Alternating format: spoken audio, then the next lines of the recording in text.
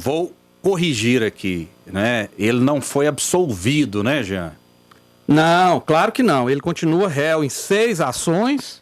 Tinha outras ações aí, mas a gente sabe que uma parte da justiça que foi aparelhada pelo petismo durante 16 anos, está o protegendo. O que aconteceu é que a ação daquele apartamento lá no Guarujá, em que o Lula recebeu como propina para poder corromper, para que a Petrobras corrompesse obras de uma empreiteira, voltou a estaca zero. Claro que a gente sabe que o STF, Aliás, Rafael, antes de falar do STF, a gente sai do Lázaro e entra no Lula, né? Ou seja, o assunto é praticamente o mesmo. A gente está falando de 2 bandidos muito perigosos, 2 pessoas que fazem muito mal ao Brasil. Um mata de forma direta, o outro através de corrupção, né, tirando dinheiro que poderia ser usado nos hospitais, no saneamento básico, na segurança pública, também mata indiretamente, né, porque nada mata mais do que a corrupção. E aí a gente sai do Lázaro, entra no Lula, o assunto é praticamente o mesmo. Estamos falando de 2 marginais. Rafael, veja bem, o STF, eu vou repetir porque é necessário, foi aparelhado pelo PT. 7 daqueles juízes são oriundos dos governos petistas, indicados por presidentes do PT. Um era advogado do José Dirceu, o outro era advogado do MST, que é o Movimento Sem Terra, para muita gente considera um movimento, inclusive, terrorista, porque invade propriedade pública, mata animais, depedra patrimônio público e particular, e um dos juízes era advogado dessa gente. Ou seja, vários ali foram colocados para proteger o PT no STF. E hoje está sendo pago, a dívida de gratidão desses ministros no STF está sendo pago. Liberar o Lula da sua condenação, volta a estaca zero, para que ele pudesse se candidatar no ano que vem, porque existe uma ânsia do petismo em voltar ao que era antes, um país corrupto, um país sob o domínio de um partido corrupto, Rafael. Martiniano Cavalcante, como que você avalia essa decisão do STF, Martiniano? Já eu toco nesse assunto. Antes eu quero apenas deixar com você aqui alguns dados, você que está nos acompanhando. Primeiro assim, olha, o orçamento da União é executado a partir do empenho, tem uma nota de empenho, tem 1 bilhão e 610 milhões empenhados para essa Covaxin, com um preço 10 vezes maior do que a oferta inicial aqui, 1000% de superfaturamento. Haverá uma oitiva amanhã e há uma investigação no Ministério Público. Portanto, é preciso que isso seja investigado. Há indícios fortíssimos de alta corrupção ou de intenção de fazê-la para que essa nota de empenho e esse contrato sejam anulados. Porque esse dinheiro parado faz falta para a saúde, que está sucateada. Nós precisamos, de fato, um governador, um presidente, um prefeito que recebe uma denúncia e não encaminha a apuração, está cometendo prevaricação. Bom, sobre esse problema do STF, me parece... sim, eu quero deixar um dadozinho para você. Essa turma que diz que o povo é desonesto na CPI, essa tropa de choque do bolsonarismo já recebeu esse ano mais de 500 milhões de reais em verbas desse governo. Inclusive o Fernando Bezerra, ladrão lá de Pernambuco, condenado, conhecido. Bom, essa absolvição do Lula, essa história de que o STF é petista, o Lula ficou 580 dias na cadeia. Essa absolvição do Lula mostrou uma campanha política em torno disso. Ocorre que isso não inocenta o PT. As investigações de corrupção não foram conduzidas corretamente. Isso é uma lástima para o judiciário brasileiro. Mas as injustiças não podem ser perpetradas com processos equivocados, fraudados, direcionados. Esse é o problema. Para fazer, é preciso fazer direito. Desirê Penalba, a sua avaliação sobre essa decisão do STF. Bom, em primeiro lugar, só para poder rebater aqui, nosso querido Martiniano, que falou sobre as evidências, na verdade não existe evidência nenhuma. O valor que está sendo vendido, a vacina da Covaxin, é o mesmo valor que foi vendido para 13 outros países. Agora, a questão fica para você, imagina você, querido espectador, você é um gestor público, você tem várias opções de vacina, mas às vezes uma é mais cara. Você vai comprar essa vacina, mesmo ela estando disponível e as outras não? Isso é uma decisão para um gestor público. Agora, superfaturamento não houve, até o Tribunal de Contas da União já deixou claro que isso não aconteceu. Com relação ao Lula especificamente, é um grande absurdo a gente perceber que o STF está usando politicamente toda essa situação para colocar o Lula como candidato. É esse o objetivo, não tem qualquer outro motivo. Ele já foi condenado por mais de 10 juízes, estamos falando em primeira instância, segunda instância, então não tem o que dizer dos seus crimes. E eu quero trazer aqui uma observação, de uma carta do Antônio Palocci, que era um dos melhores amigos do Lula. Ele deixa bastante claro aqui na carta dele, quando ele mandou para Gleisi Hoffmann, presidente do PT à época. Ele disse assim,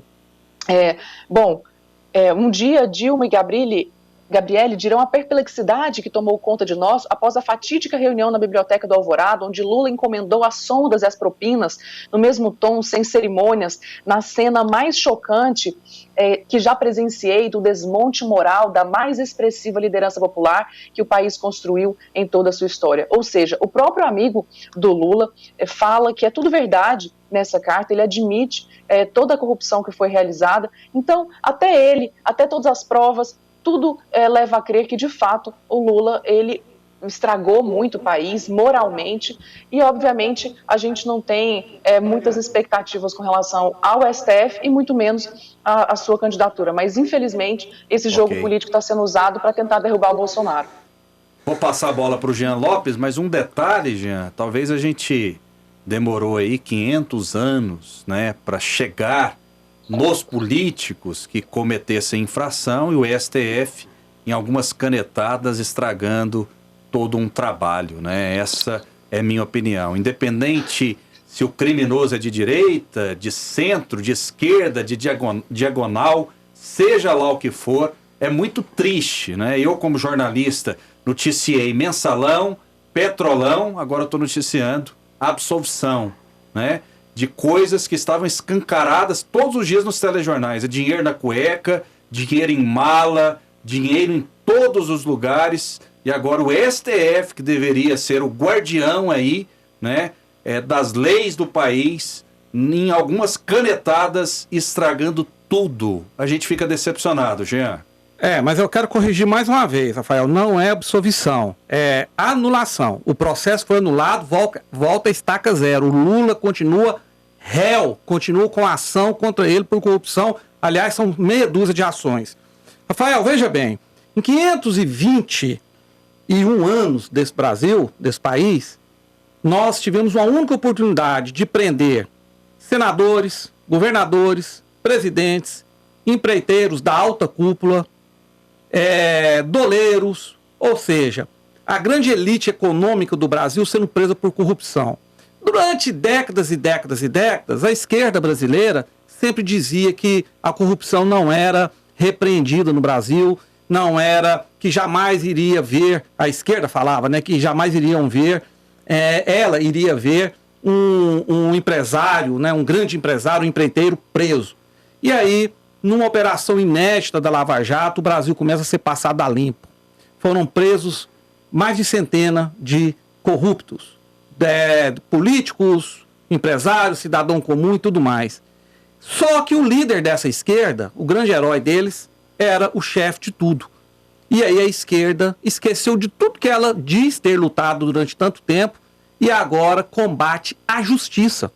Ela combate quem faz justiça. Ou seja, o Brasil perdeu a oportunidade única de passar a limpo os corruptos desse Brasil. Dificilmente nós teremos outra chance como essa, porque o STF aparelhado, o Senado aparelhado, o Ministério Público aparelhado, o Judiciário brasileiro aparelhado não permitiram que o Brasil colocasse atrás das grades os corruptos, os ladrões dessa nação. Apenas um está preso, que é o Sérgio Cabral, ex-governador do Rio de Janeiro, que de conluio com Dilma e com Lula assaltou aquele estado, Rafael. Muito bem, vou passar a bola para o Martiniano Cavalcante também, né, para a gente ampliar um pouco esse debate. Daqui a pouco a gente já está caminhando para o final do jornal, mas é um detalhe, essa luta contra a corrupção, Martiniano, não deveria ser da direita, da esquerda ou de pessoas do centro, né? Essa luta deveria ser de todos os brasileiros. Eu vi a Heloísa Helena subindo em carro de som, esbravejando contra o PT, e eu vi você esbravejar também. E agora, infelizmente, 2021... Depois, né, que a gente viu o Mensalão de perto ali em 2005, eu cobri o Mensalão, vi coisas absurdas. A gente tem que falar de anulação de processo, Martiniano. Veja, Rafael, eu penso que a luta contra a corrupção é uma luta de princípios. Mas a luta contra a corrupção começa com a luta contra a corrupção de prioridades. E ela tem que ser garantida no processo democrático, no Estado democrático de direito. Não se pode estabelecer uma luta pela corrupção onde, por exemplo, o juiz que está comandando essa Lava Jato diz assim, olha, tem uma denúncia aqui do PSDB. Aí eu disse, eu não posso investigar o PSDB porque eu não vou comprar briga contra os meus aliados, viu, Rafael? Aqui se trata disso, de um processo conduzido sem uma prova de que o dinheiro do tal triplex tenha saído da Petrobras e que tenha remunerado alguma propina.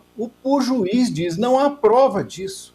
E nenhuma prova de que o tal triplex pertencesse ao cidadão chamado Lula. E esse cidadão foi parar na cadeia. Então esse direito básico é o mesmo que deve ser garantido para o Bolsonaro ou para qualquer outro.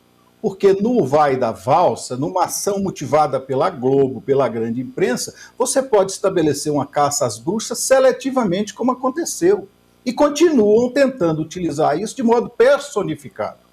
Nós precisamos enfrentar isso com uma luta que revise esses processos e estabeleça uma luta horizontal contra todas as corrupções. E não apenas contra a corrupção do PT. Eu conheço aqui em Goiânia os petistas, os PSDBistas e os PMDBistas. E você também conhece. Eu quero saber quais são os mais corruptos. Estão aqui. Então nós precisamos tratar isso dentro de uma lógica global, de evolução, como você começou a fazer aí agora. E é preciso retomar, sim, precisa ter vigor nessa luta, né? Ok. Desirê Penalva, mais 1 minuto e meio para a gente fechar o jornal, a gente já está bem estourado, Desirê. Eu não dou conta de acreditar que ainda possa haver qualquer tipo de dúvida com relação a tudo que o Lula fez e os crimes que ele cometeu. Eu estou trazendo para vocês aqui essa carta porque às vezes a gente esquece. E às vezes pode parecer que porque o processo está sendo anulado por motivos políticos, ele passa a ser inocente. Não é assim. A gente tem que ter uma lembrança viva daquilo que realmente atrapalhou o país, daquilo que foi um péssimo exemplo para o país, que desviou muito dinheiro para usar em campanhas políticas. Isso está sendo dito aqui nessa carta que eu trouxe para vocês, porque é necessário que a gente se recorde disso. O Antônio Palocci fala, a compra do prédio para o Instituto Lula, doações da Odebrecht para o PT e ao Instituto e ao Lula, a reunião com a Dilma e Gabriele sobre as sondas e a campanha de 2010, entre outros, são fatos absolutamente verdadeiros. Isso, a gente tem testemunhas que estão falando sobre isso, também tem provas materiais, tem indícios, tem toda a materialidade já demonstrada isso de forma cabal. Agora, vai ter que começar tudo de novo, essa decisão de forma profundamente triste para o país, inclusive com a perspectiva de serem devolvidos esses recursos do governo para esses bandidos, um absurdo enorme. Mas já que eu vou usar essa fala para poder encerrar, ainda sobre o caso Lázaro, eu quero deixar para vocês um pedido. Por favor, não faça brincadeira ou trote com a polícia. Foi dito na reportagem, isso é algo muito grave. Nós estamos passando por uma situação muito difícil, a polícia está fazendo um trabalho muito sério, eles devem ser respeitados. A gente às vezes fica com essa curiosidade toda para querer saber o que está acontecendo, às vezes as pessoas vão lá para tentar buscar informações, mas a gente tem que ter paciência e entender que tem um sigilo da estratégia da polícia. O que a gente pode fazer é ser honesto, ajudar o máximo a polícia e em orações pedir para que a gente consiga encontrar rapidamente esse Lázaro. Muito obrigada a todos. Fiquem todos com Deus. Muito obrigado. Boa tarde, Desirê. Boa tarde, Martiniano. Boa tarde, Jean Lopes. Eu vou dar 1 minuto para o Jean, que tem um assunto especial aí, não é isso, Jean? É verdade, Rafael. Sobre o devido processo legal, que todos da esquerda querem que o Lula tenha o direito, o governo atual não tem esse direito. Ele já é acusado, processado e condenado como genocida, como assassino e tudo mais. É sempre os dois pesos, duas medidas. Mas quero falar de coisa boa, Rafael. Amanhã, sexta-feira, vamos estrear aqui na RBC, Rádio Brasil Central FM, um novo programa, Rafael. Já vai ser amanhã? Amanhã, rápido mesmo, hein? às 10 horas da noite, um programa de músicas românticas. Eu que sou um romântico incorrigível. Marquinho, talvez o música último, romântica o agora, último dos românticos. Não arruma não, Marquinhos. Pelo amor de Deus, eu tô com medo de apaixonar por ele. Viu, presidente? Na verdade, o Lulu Santos fez uma música, mas não é ele o último romântico. O último romântico sou eu. E nessa falta de amor que a gente tem vivido no Brasil... Mas esse é o primeiro romântico, amigo. Você tá brincando comigo, o último romântico. O último sou eu que sou novo. Vamos ver a diferença de idade. Nem dá pra ser meu pai, ué. Eu sou muito mais romântico que você, ué. Então eu convido a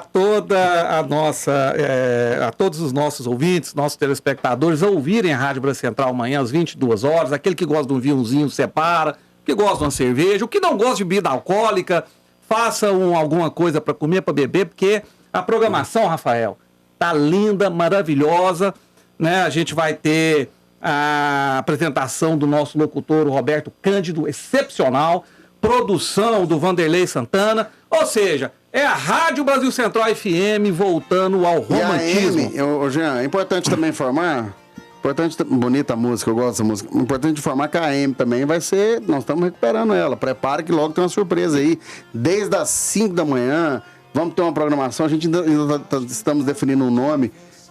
Nós vamos ser a única rádio que vai ter um programa com interação na AM com o apoio do Vincier. E vai ser a única rádio que vai ter uma participação diária de todos os 246 municípios. Quer dizer, notícia boa tem pra gente dar aqui, né, Rafael? Graças a Deus temos feito um trabalho bom. Todo dia. Pra você ver, a Michele.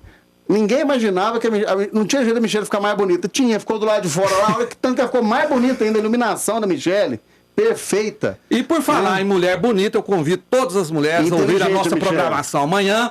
Aliás, amanhã é sexta-feira, Rafael. E toda sexta-feira a programação das manhãs na RBC são pra cima, são divertidas, são dançantes, alegres. Então amanhã, na parte da manhã, muita alegria, música pra cima. À noite, música intimista, música romântica. As duas programações, sabe quem faz, Rafael? Este que vos fala. E eu não tenho dúvida que a RBC hoje tem a melhor programação musical do estado de Goiás. E prepara que amanhã a Michele vem de Jacaré. Ou não vem, Michele? Eu tô querendo, viu? Eu tô querendo, viu? Uma ótima tarde para vocês aí no estúdio da RBC FM. Ô, Júnior, vai depender da vacina chegar aí para os municípios, para Aparecida e tudo, porque eu acho que eu vou vacinar lá, como eu te falei.